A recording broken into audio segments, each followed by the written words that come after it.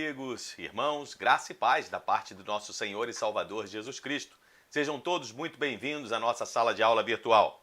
Hoje, iniciamos nossa escola bíblica de um jeito diferente. Afinal de contas, é Semana da Pátria, momento de orarmos mais ainda pelo nosso país. Mas é também o início da campanha de missões nacionais. E ao longo de todo o mês de setembro, você vai ter a oportunidade de conhecer um pouco do trabalho que os batistas brasileiros estão realizando em favor dos menos favorecidos, nas ações sociais com drogaditos, famílias em situação de miséria e crianças abandonadas, entre tantas outras.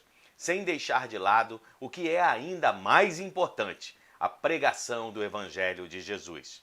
Eu já vou avisar, você pode participar. Você pode participar orando pelos nossos missionários e pelo trabalho que eles realizam nos mais distantes rincões do nosso país. Você pode participar também fazendo parte do programa Boas Novas de Adoção Missionária, doando R$ 40 mensais ou qualquer outro valor. E você pode participar nos ajudando a mobilizar outras pessoas. Entre em contato comigo usando um dos canais de comunicação que aparecem aqui embaixo e eu vou te dar informações mais detalhadas, ok? Estamos estudando a primeira carta que o apóstolo Paulo escreveu a Timóteo, seu filho na fé, companheiro de viagens e agora encarregado de cuidar da igreja que ele e Paulo ajudaram a organizar em Éfeso. Já sabemos que provavelmente Timóteo tinha algo em torno de 30 anos de idade, sendo assim considerado ainda jovem, principalmente para exercer um papel de liderança à frente da igreja, que enfrentava diversos problemas, em especial as falsas doutrinas que eram ensinadas por falsos mestres. Além disso, Paulo sabia que precisava abordar diversos aspectos da vida ministerial que seriam de fundamental importância para o sucesso do jovem pastor Timóteo. Daí, ele ensinou sobre a doutrina da igreja, o culto público, a liderança local e as responsabilidades sociais da igreja, bem como sua relação com as riquezas materiais e a função pastoral na igreja exercida por presbíteros e diáconos.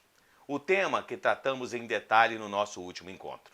O parágrafo final do capítulo 4 assume uma característica mais pessoal. Se ao responder aos hereges, Timóteo tende a adotar uma forma tranquila e comedida, ao ensinar as verdades anunciadas por Paulo, ele precisa ordenar.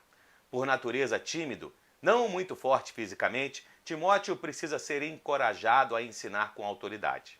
Abra sua Bíblia. Primeira carta de Paulo a Timóteo, capítulo 4, verso 11. Ordene e ensine essas coisas. Ninguém o despreze pelo fato de você ser jovem, mas seja um exemplo para os fiéis da palavra no procedimento, no amor, na fé e na pureza. Até a minha chegada, dedique-se à leitura pública da Escritura, à exortação e ao ensino. Por ser relativamente jovem, é possível que algumas pessoas estivessem desconfiadas ou até mesmo enciumadas a ponto de desprezar Timóteo. No entanto, a orientação de Paulo é que ele não deve se deixar intimidar. Nem sempre uma jovem liderança é recebida com alegria pelos mais velhos, que, naquele caso, podem até ter se sentido preteridos diante da promoção recebida por Timóteo. O que um líder, em especial jovem, deve fazer nesses casos? Paulo dá a resposta: seja um exemplo. As pessoas não o desprezariam por sua juventude se pudessem admirar o seu exemplo. As críticas são silenciadas de forma satisfatória somente pela conduta, e a verdadeira autoridade no âmbito espiritual não surge meramente de anos que passam, mas de uma genuína vida espiritual saudável. O pesquisador bíblico e pastor metodista Charles Barrett destaca que o ministro garante o respeito não pelo uso arbitrário da autoridade, mas ao se tornar exemplo, o que se espera na palavra e no procedimento, no falar e no agir, ambos sendo governados por amor, fidelidade e piedade. Essas são as 3 grandes características exigidas na vida do ministro de Cristo Jesus. Tendo a atividade pastoral em mente, Paulo recomenda 3 atividades essenciais que devem ocorrer no culto cristão: a leitura pública das Escrituras, exortação e o ensino. Timóteo estava sujeito à autoridade de Paulo, mas estava ainda mais sujeito à autoridade das Escrituras. Já era um costume nas sinagogas fazer uma exposição após a leitura de um texto das Escrituras, e essa prática foi levada às assembleias cristãs, constituindo o ponto inicial dos sermãos no culto público. Esta é uma descrição do que hoje nós chamamos de pregação expositiva. Lê-se um texto bíblico e toda a instrução e exortação derivada dessa passagem são expostas na sequência. A autoridade está nas Escrituras. Para o exercício dessa responsabilidade, deve haver um preparo adequado. Então Paulo continua. Não negligencie o dom que foi dado a você por mensagem profética, com imposição de mãos dos presbíteros.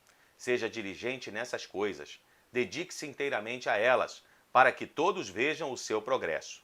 Atente bem para a sua própria vida e para a doutrina, perseverando nesses deveres, pois, agindo assim, você salvará tanto você mesmo quanto os que o ouvem.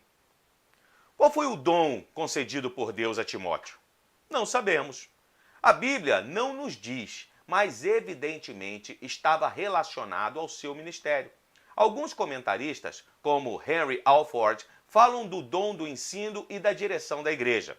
Outros, como William Hendrickson, mencionam o dom do discernimento entre o verdadeiro e o falso e, consequentemente, de poder exortar, ensinar e orientar a igreja.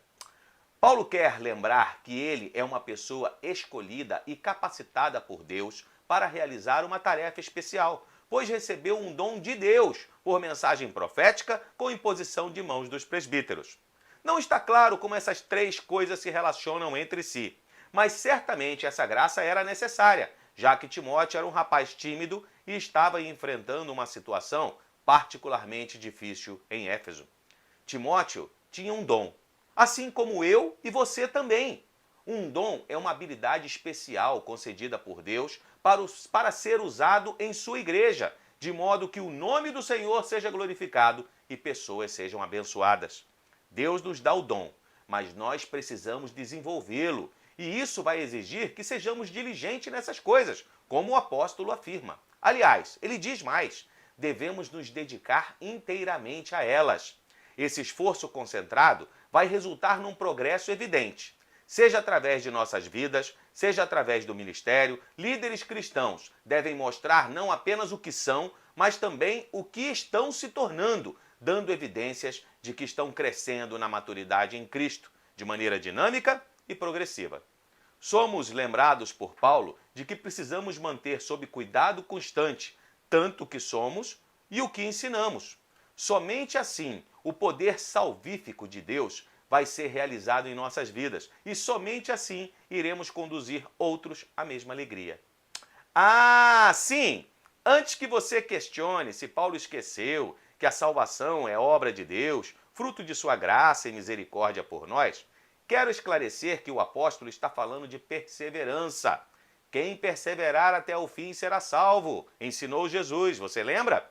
A perseverança não é o que produz a salvação, mas ela é a evidência definitiva de que somos salvos. De igual modo, ele fala quanto à salvação daqueles que o ouvem. É claro que Paulo não tinha como salvar e nem salvou ninguém. Timóteo também não. Trata-se apenas de uma expressão de linguagem, atribuindo aos evangelistas a tarefa de direcionar a salvação que o próprio Deus efetua através do evangelho que nós proclamamos. Em outras palavras, a fé vem pelo ouvir. Precisamos testemunhar do amor de Jesus para que as pessoas possam ser alcançadas por sua graça. Até aqui, vimos as recomendações de Paulo para que o ministério de Timóteo fosse aceito e bem recebido. Ele precisava ser exemplo e identificar sua autoridade com as Escrituras. Ele precisava exercitar o seu dom, mostrando progresso e zelando por sua boa consciência. Eu faço aquilo que eu falo. Agora, Paulo vai alertá-lo sobre os seus relacionamentos pessoais. E assim ele diz: não repreenda asperamente o homem idoso, mas exorte-o como se ele fosse seu pai. Trate os jovens como a irmãos, as mulheres idosas como a mães, e as moças como a irmãs, com toda a pureza. As recomendações são endereçadas diretamente a Timóteo, mas são de aplicação mais ampla, tanto nos seus dias quanto nos nossos dias. Sempre que houver necessidade de falar de forma franca e direta com um idoso, tem de haver o cuidado para que não deixemos de lado a polidez. O homem idoso precisa ser tratado com a deferência devida a um pai. As mulheres idosas devem ser consideradas com o respeito e afeição que uma mãe tem direito. Com os homens contemporâneos de Timóteo, os mais jovens, ele deve desfrutar daquele senso de liberdade e amizade que existe entre os irmãos. E as moças, como irmãs, sem o menor sinal de indecência. Eu vou abrir aqui um parênteses para enaltecer o trabalho que é realizado com os idosos em nossa igreja. O pessoal do Gente Vivida tem sido um exemplo de carinho e dedicação com esse grupo tão especiais de pessoas. E não pensem que eles ficaram abandonados na pandemia, não. Muitas visitas foram feitas dentro dos carros para saber como eles estão e para levar a eles o carinho e o amor da nossa igreja. Parabéns, irmã Keusilene e toda a sua equipe, pelo trabalho que vocês têm realizado.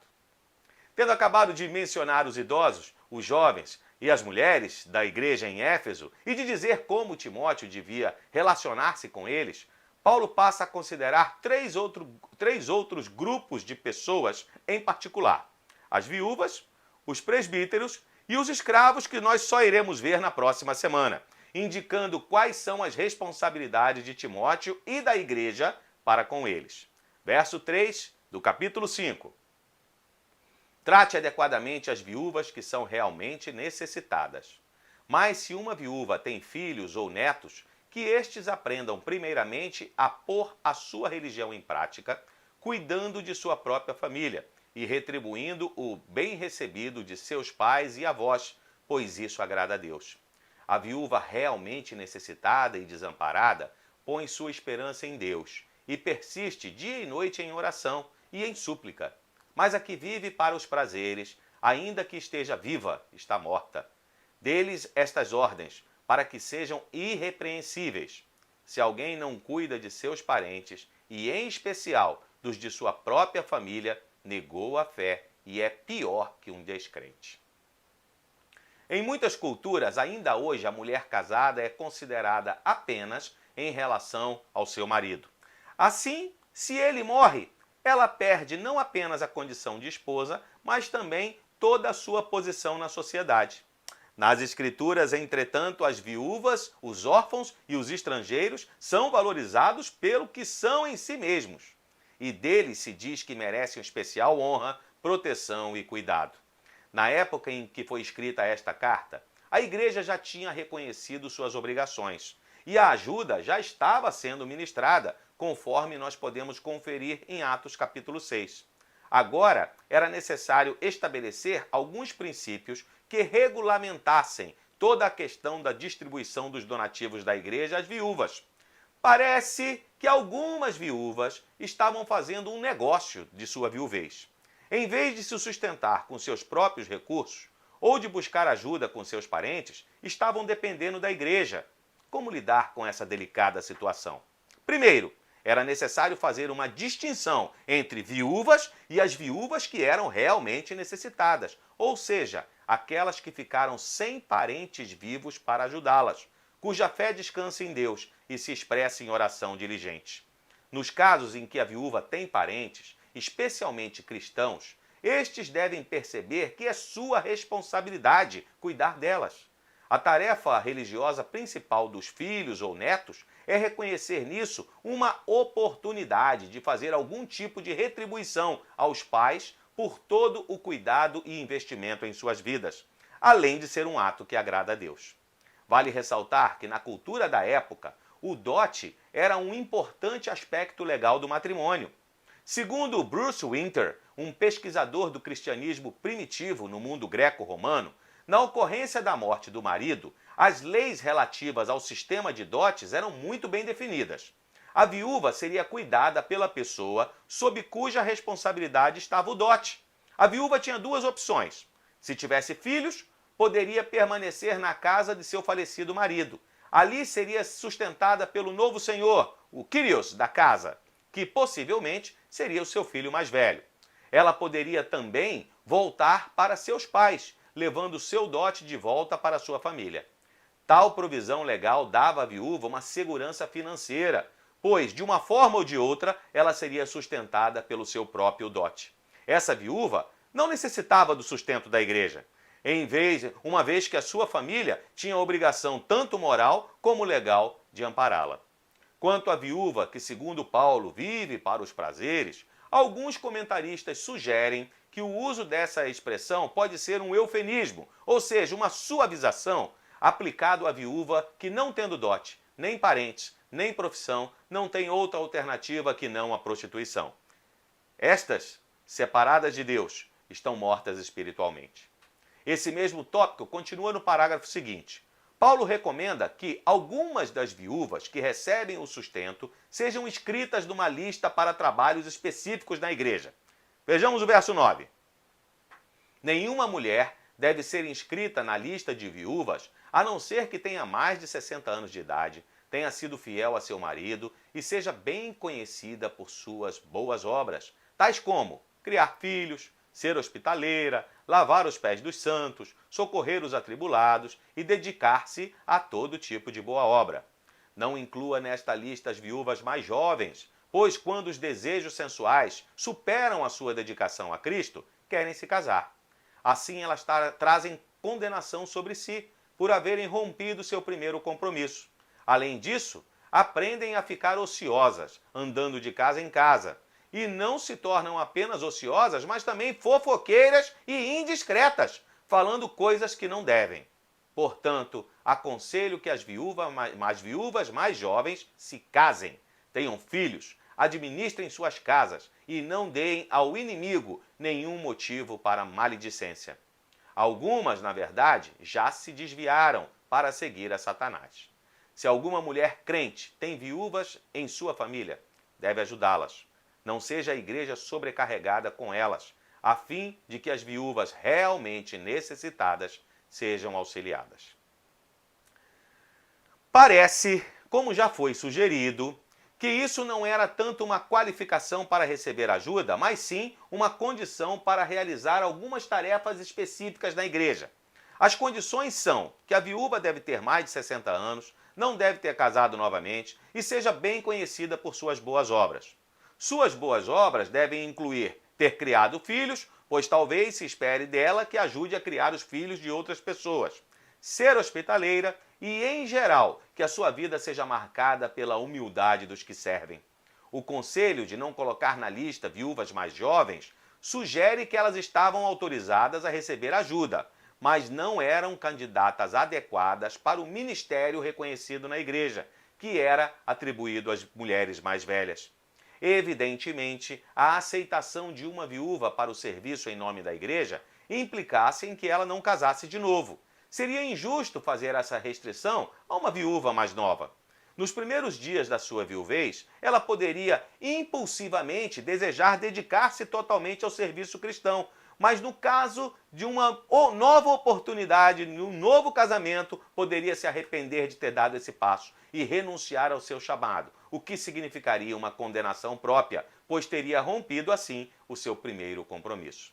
Nosso autor apresenta mais uma razão. As tarefas que eram atribuídas às viúvas podiam conter uma tentação inerente ao trabalho, em especial quando isso incluía visitar as pessoas nas suas casas. Isso facilmente poderia levar à ociosidade e produzir resultados nocivos à medida que a conversa espiritual se transformasse em fofoca e a ajuda se transformasse em intromissão na vida alheia.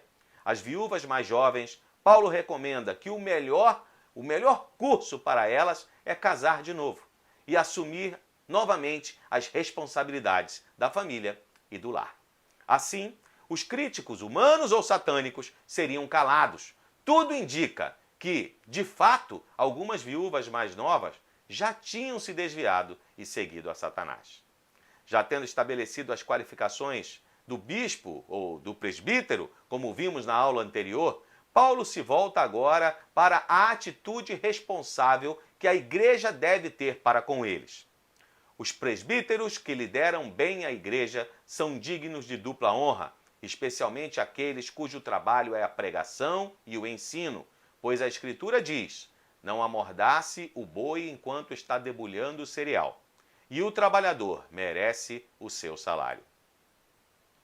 Paulo usa agora o termo presbíteros, que, como você já sabe, refere-se à função ministerial exercida também por pastores e bispos, não se tratando de três ofícios diferentes, mas sim da descrição de três aspectos diferentes do mesmo ofício.